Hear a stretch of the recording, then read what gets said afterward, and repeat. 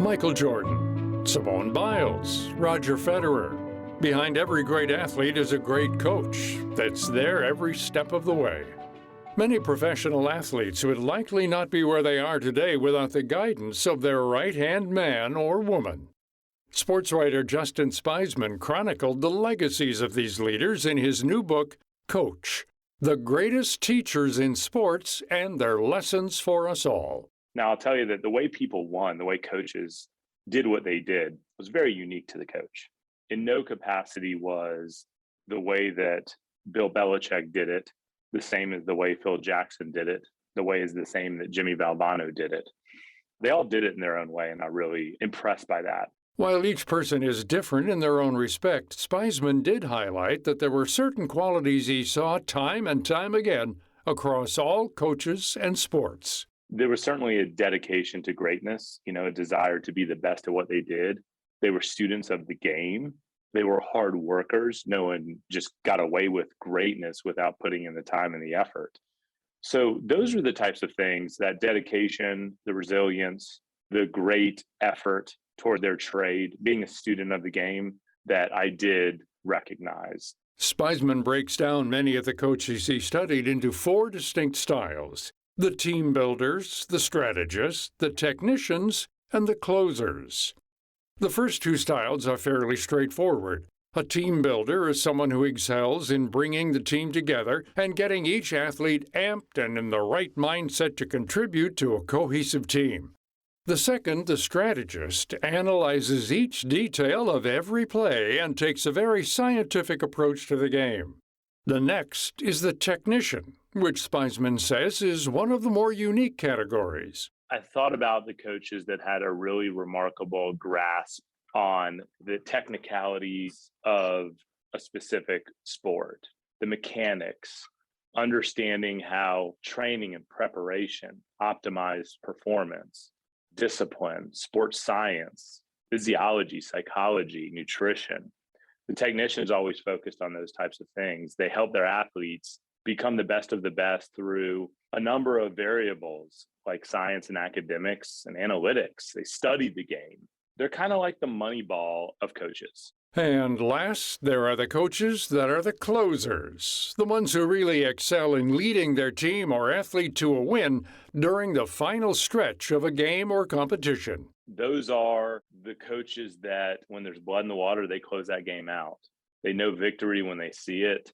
They motivate and they inspire others to finish strong. Whenever opportunity or greatness is within grasp, they get it. They grab it. Great example of that people may not know is Carol Hutchins. She was a University of Michigan softball coach, still there.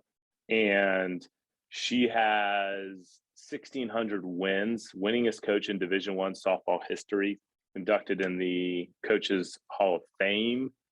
And her history of sustaining tremendous success is really matchless. There's very few coaches that have done that. So she's a great example of a closer. And there are coaches that fall into more than one category. For instance, take Bill Belichick, head coach of the New England Patriots. Belichick has led the Patriots to 6 Super Bowl titles under his reign, the most in history for an NFL head coach. One of Bill Belichick's gifts is he would find what your greatest strength is and take it away from you. That's strategy in its purest form. But he's also a closer. I mean, he won. He won games. He won championships. He won titles. He closed out. It is arguable that he could fall in either of the 2 categories. While Belichick is one of the greats in football history, there are also new coaches paving their way. Sean Mcvay, who just led the LA Rams to the Super Bowl title this month, is just 36 years old. He's the youngest coach in football history to win the Lombardi Trophy. Spiesman says that in the world of sports, he's seeing more and more coaches who are hitting their prime earlier in life. These coaches that are in their early to mid-30s, that in the 80s and 90s and early 2000s, that was unheard of to be a head coach that young. But now we're seeing it happen quite regularly. And a lot of it is because these coaches are easier to relate to. They understand the culture. They relate better to the players. So they have this innate ability, just generationally, to connect with these players and understand the players' basic needs And the players then look at someone that's more like them, that understand their challenges, that understand the modern day issues that they're experiencing, and they want to run through a brick wall for them. And so I think we're definitely seeing a downturn in age of coaching. They obviously have to have a substantial amount of experience and qualifications, but we are seeing younger coaches getting far better chances. And these younger coaches who rise up amongst the ranks often don't have several years of experience playing the sport professionally before they transition into coaching. Take Sean Mcvay, who played collegiate football at Miami University in Oxford, Ohio. After graduation, he didn't go on to the NFL, but instead took a coaching job with the Tampa Bay Buccaneers. The reality is that some people in the game recognize early on that they're better at developing players and leading a team than being a pro athlete themselves. On the other hand, there are some great coaches who have had amazing athletic careers and then in later years transition to the sidelines and become incredible leaders. Former basketball player and current head coach for the Golden State Warriors, Steve Kerr, is a prime example of this. He's an 8-time NBA champion, winning 5 titles as a player with the Chicago Bulls and the San Antonio Spurs, and 3 titles as head coach of the Warriors. Steve Kerr, fantastic basketball player, very much a role player on Michael Jordan's Chicago Bulls championship teams, but had a love for the game, understood the game, was a student of the game. And now he's turned into this remarkable coach that I think we all can agree has really achieved a great deal.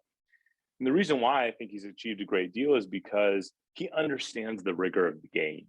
And so I think you don't have to have played the game to be a great coach, but I do think you get some remarkable insight if you did play the game, because it does give you this kind of behind the scenes approach. And you've gone to war on the courts before. You know what it feels like to recover. You know what your body's capable of. You get it. And I think that gives you a level of credibility that these players relate to. And this connection between athlete and coach is vital. Continued communication and a mutual reliance and respect are just some of the qualities that are key during the years spent together. In fact, many of these competitors work with the same coach for several years throughout their prime. For example, most Americans have heard of gymnast Simone Biles, but are you familiar with Amy Borman? Amy was born in Chicago. She was a gymnast herself, but at a young age, she wanted to earn money for her family, so she started coaching gymnastics. She ends up going to high school, and the high school had a great gymnastics program, and she was a great gymnast herself. She actually won a city championship when she was just a freshman. She wasn't good enough to become an Olympic gymnast, but she still wanted to be involved in the sport. So she goes to college, and while she's in college, she takes a part-time coaching position. And at that point in time, she ends up accepting a coaching job in Texas at Cypress Academy, which is one of the best gymnastics coaching schools in the country. And then in 2005, she meets this gymnast named Simone Biles while she was at Bannon's. And in that moment, life changed. Simone was 8 years old. And 8 years later, she's the U.S. national champion and an all-world champion in her senior debut. Borman coached Biles for more than a decade before they parted ways in 2016. But many experts wonder, where would Biles be today without Borman? There's no doubt that she was instrumental in Biles' success. Across history, there are many coaches that never get their due recognition for the athletes they've helped develop, yet they continue on with their craft for the love of the sport.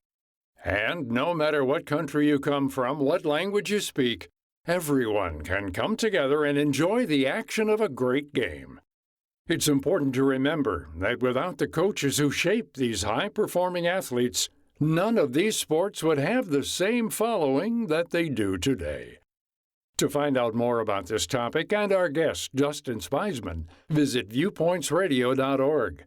Also check out his book, Coach, The Greatest Teachers in Sports and Their Lessons for Us All, available online and in bookstores. For more behind the scenes, search Viewpoints Radio on Twitter and Facebook. This segment was written and produced by Amira Zaveri. I'm Gary Price.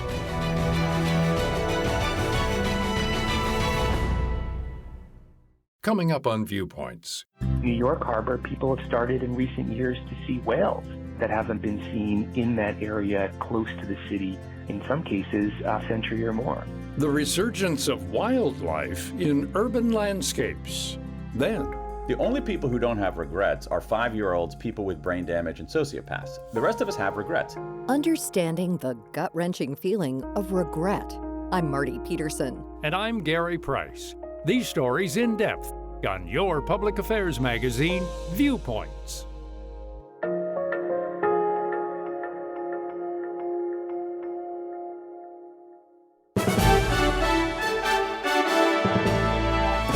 And that's Viewpoints for this week. Follow us on Twitter, Facebook, and Instagram to learn more about upcoming shows and find a library of past programs on Apple Podcasts, Google Play, and Spotify. Plus, you'll always find previous segments and more information about our guests at viewpointsradio.org. Join us again next week for another edition of Viewpoints.